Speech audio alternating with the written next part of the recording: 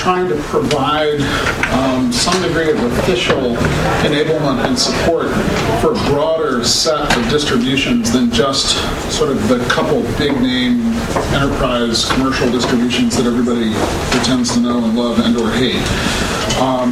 And in the process, talk just a little bit about sort of the evolution that's led us here. But first off, out of curiosity, how many of you have never heard me give a talk somewhere before? There are a few of you. Okay. Well, very, very quickly then, just so you know who I am and have a little bit of context, I tell people I made my first contribution to what we now call free software in about 1979. It was a piece of assembly language for a microprocessor which was obscure then and is now completely forgotten. But it led me down this sort of interesting path of what has ended up being a fairly long and, for me, a really interesting career of doing things in the free and open source world. I've had the privilege for the last, almost 10 years of serving as the chief technologist for open source and Linux at HP. And what exactly that means is probably just as much of a mystery to me as it is to you, but it means really that I've had the opportunity to help influence the way the company thinks about free software and more recently open source. And that's really important because HP has become such an incredibly big company with such a large footprint in the worldwide IT space. And I'm pleased that on the whole, I think the company behaves reasonably well around free software and open source projects. And I think we've actually managed over the years to have a very positive influence on a bunch of different projects. I'm, of course, showing my colors today, not only because Debian's a big part of my personal history, but because this is a big weekend for us. But the other thing to sort of put in context, I did go borrow a couple slides from our marketing guys, and I hope you won't be too offended by that. But I don't think everybody understands, because our marketing guys aren't always as good about getting the message out as they could or should be, that for more than a decade, HP has been the largest seller in the world of Linux servers and related kit. We have not always been the folks talking the most about Linux, or even, in fact, making the biggest investments in free software and Linux development. But we have now consistently, for more than a decade, been market leaders in all this. And part of the reason for that, I believe, is that we have taken what I think is such a sort of a genuine and honest approach to trying to understand how to work within our community development processes, and have ended up, as a consequence, enabling all sorts of things that we might not otherwise have felt able to do. Now, of course, another marketing slide.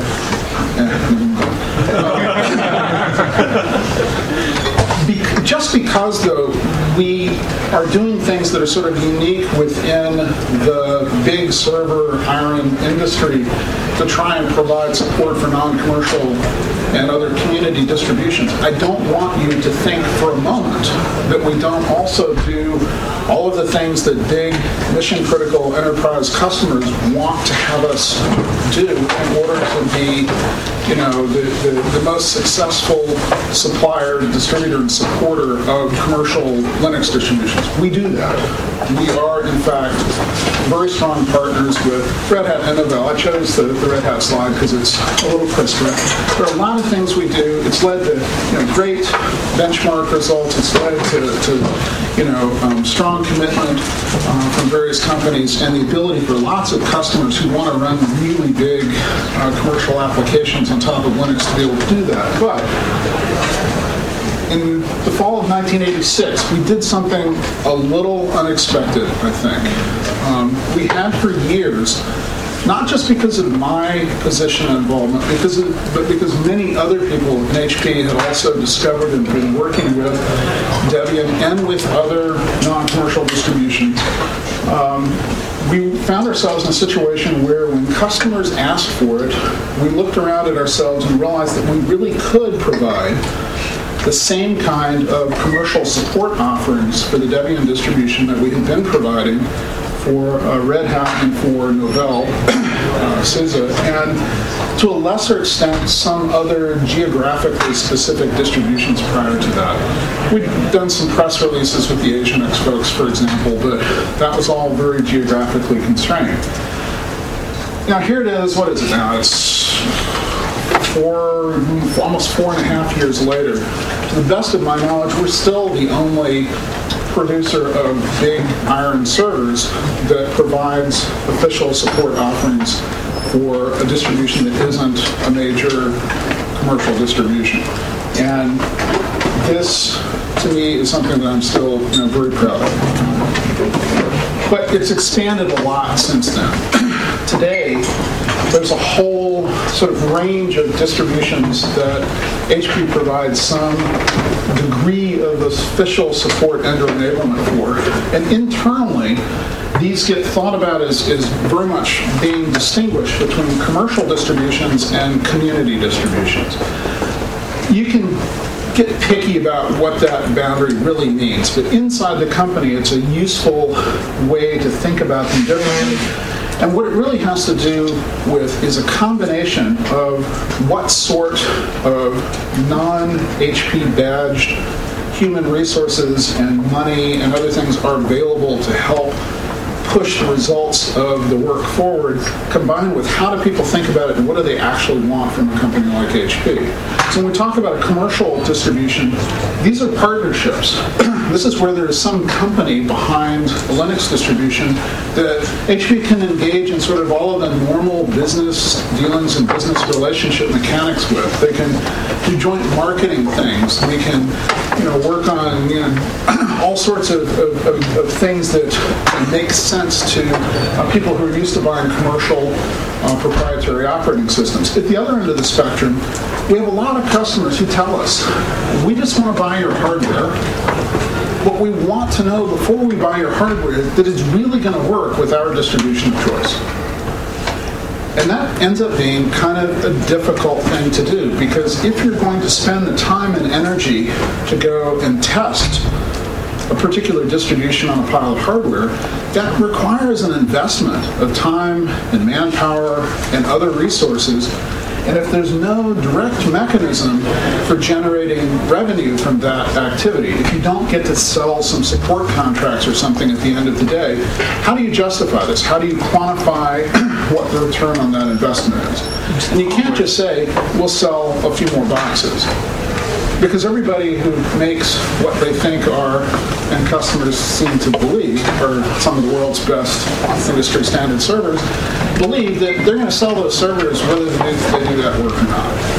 And so internally, the process of figuring out how to justify doing the extra work that's required to be able to validate that community distributions do in fact work on our hardware, and to be able to provide even some lightweight support for building things like the client support packs for distributions that weren't already part of the official support roadmap has been a really interesting challenge, and I'm just really tickled that over time we figured out how to do that. And part of it is because we ended up establishing what I think are some very strong relationships with key contributors to different community distributions.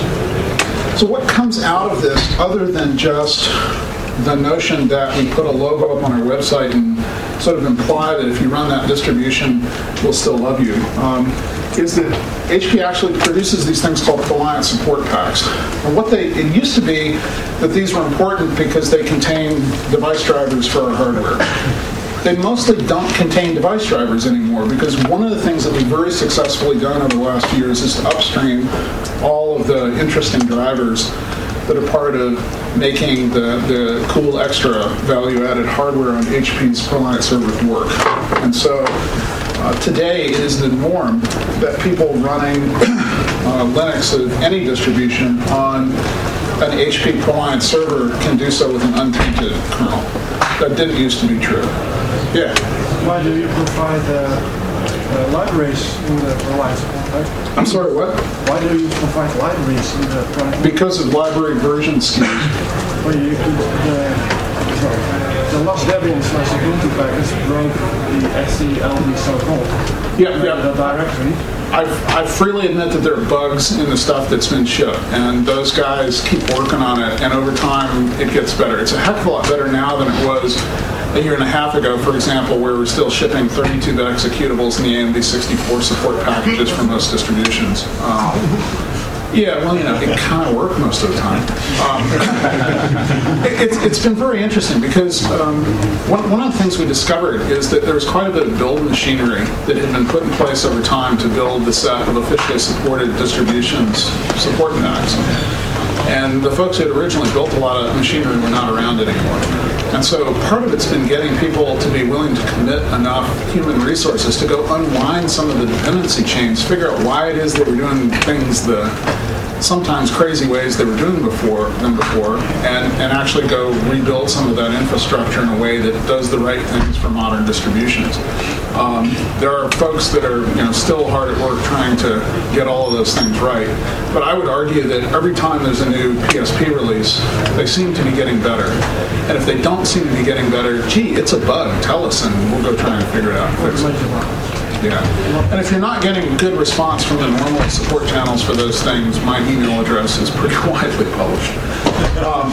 So anyway, I do want to point out that there are a couple of more or less official channels for providing feedback about what's in these PSPs. Today, they mostly have things like management agents and user space daemons that will do things like help monitor the health of the server by using the drivers that are in the kernel to interpret some of the information coming from the baseboard management processors and so forth. I would love in a perfect world if all of that stuff could be 100% open source, but the reality is some of these things are things that continue to be points of differentiation for the company. So these PSPs have optional user space daemons that you can run if you want to be able to take advantage of some of the capabilities that are in the hardware. Today, to the best of my knowledge, none of those require tinting your kernel, which is a huge change from a couple of years ago. And then I do want to point out that feedback that's come in through either HP's IT Resource Center and the forums and discussions groups that exist there, or for the last year and a half or so through the linux.org site that we put together that I'll talk a little bit more about in a minute, those have actually influenced our thinking about how to prioritize some of this work and how these things have gotten delivered. So don't think that we don't listen, because we really, really do. And when I talk to the guys in Houston and Fort Collins who do a lot of this work, the biggest request they had of me was, please figure out how to get people to give us more feedback on what's working and what's not, because they would just love to hear from me and to figure out how to make things even better. So, the community Linux.org site. How many of you know about this or have been there? A few? The rest of you should take a look. The objective in creating this site was to create a place outside of HP's own IT infrastructure and all of the sort of behavior and process rules that go along with that, where people could collaborate in a very open community kind of way to talk about what it takes to make Linux work well on the vast breadth of products that the company produces. And in fact, we'd be completely happy to see people talk about other systems and servers there as well. So I think the behavior that's kind of come out of all of this is everybody sort of knows that HP started this and HP sponsoring it, and so it mostly ends up being HP systems that are talked about. This was introduced at LinuxCon in Portland in 2009. It's interesting. I mean, it's not a really huge site. It's not competing with CNN.com or something like that for attention, but the fact that there are 30 to 50 unique visitors per day, just day in and day out over time, suggests to me that this really is seeing some use. And recently we've started being a little more outreach-oriented with the knowledge that we were getting close to a release of Debian Squeeze. A couple of weeks, 3 weeks or something ago, one of our co-workers in HP put out a request there that customers who were interested go try the beta release Debian and Squeeze installer stuff and let us know if there are problems with it. on Reliance systems.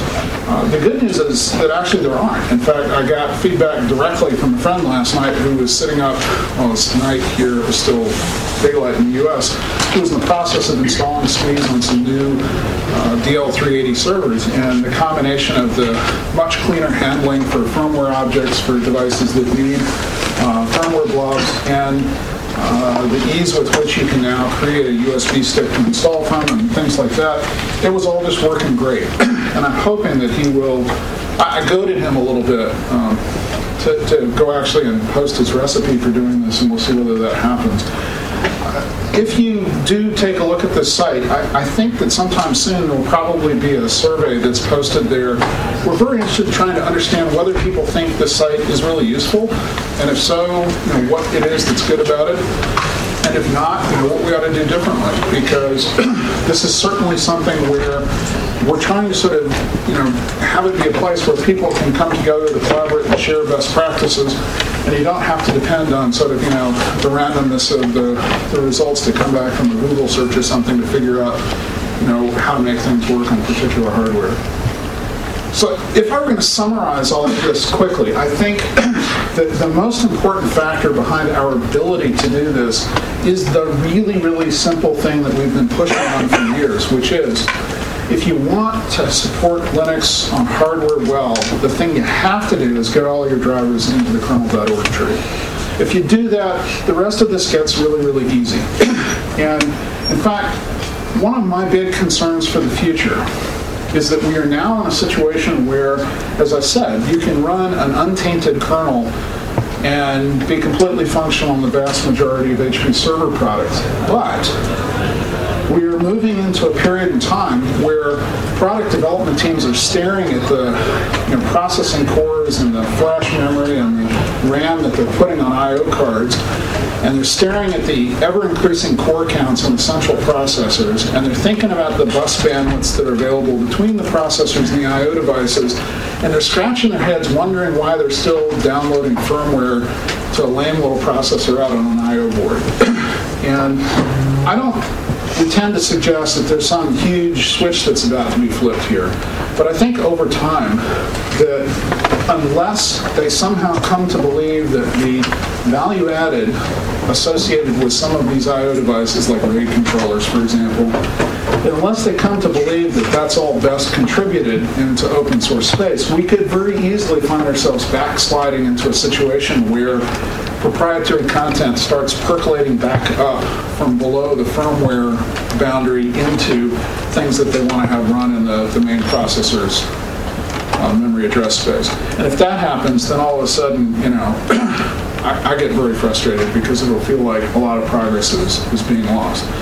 I don't know whether this will really happen, but as I watch sort of the tea leaves being strewn and the forces that are at work out there, I worry that at some point we end up in a situation where just handling firmware binary blobs isn't going to be sufficient. We'll be back to messing with. I think we've already been there. You've had Win modems and Windows printers in the past. And yeah, but when was the last time anybody cared about a Win modem? Actually, yeah, okay, but I think the reason it mostly failed was because people also realized to some extent that, especially if you have this on systems where speed is important, if you if you use your process for device driver for doing more device driver work, that will also requires you to have faster processing, and it's not necessarily a good thing. Yeah, but you got to think about the economics of this. If we can take some number of dollars out of an I/O device, and we're already to the point where we have servers, even inexpensive servers that have 128 threads of execution. Right. And we're several doublings shy of where I think the core count thing is going to settle down. Transistors on the main chip are getting really, really cheap compared to anything that's sitting out on an I/O card, both because it's a separate, more expensive development environment. Anyway, I don't want to spend a lot of time dwelling on this. I don't want everybody to walk away saying, oh, Bdale thinks the world's going to backslide and it's going to get worse. I just want you to understand, one of the things that keeps me awake at night is figuring out how we avoid ending up in a situation where we take steps backwards and we maybe someday end up not being able to run untainted kernels again because of these sorts of economic forces. Yeah. Speaking about open source in general, is there any trend from HP to go to toward like GPC or Garbee or other? I'm sorry, I'm having a hard time hearing you. I'm sorry about my voice. No, it's okay, and the door being open too. I was wondering about the open source strategy of HP. Yeah. And also for the Linux, which is one side for me. Right. Is there any trend going forward? Some other open source projects like Garbee or GPXC for having a complete open source system which provides many features which are very interesting for users. Think about network routing or So both our server and our notebook guys are absolutely convinced that they have substantial, important intellectual property buried in their BIOSes. I'm very carefully using the word "they" here because it's not an opinion that I completely agree with. But as long as they continue to believe that, the probability that they will move to a more open BIOS strategy or some other booting strategy seems small. In fact, the trend that I see is that the industry across lots of architectures is as likely to converge on EFI-style boot mechanisms as anything, and that is a trend that now has lots of momentum behind it and is unlikely to change short of some major miracle. So, for better or for worse, I think that's the world we're heading towards. I think it's a better world than the world of sort of legacy PC BIOSes for a lot of reasons, but it's certainly not the future I would have chosen if I got to pick the answers for everything. Okay, yeah. Because you were talking about notebooks, since your whole slide is about servers. Yeah, that's the part of the business I actually get most of mine. Yeah, do they also do work on laptops or not? Yeah. We actually ship more notebooks with Linux preloaded on them than anybody else in the world. The problem is that the vast majority of those go into geographies that you and I don't visit very often. There's no chance of this changing. There is every chance of it changing, but you have to think about what it is that would actually cause it to change. Right. What would cause it to change is a radical change in the request/demand rate from customers. I've talked before in other venues, over the years about the very strange economics when you start talking about very high volume products. And I don't remember what the numbers are, but it's something north of 40 million quote-unquote PCs that HP shipped last year.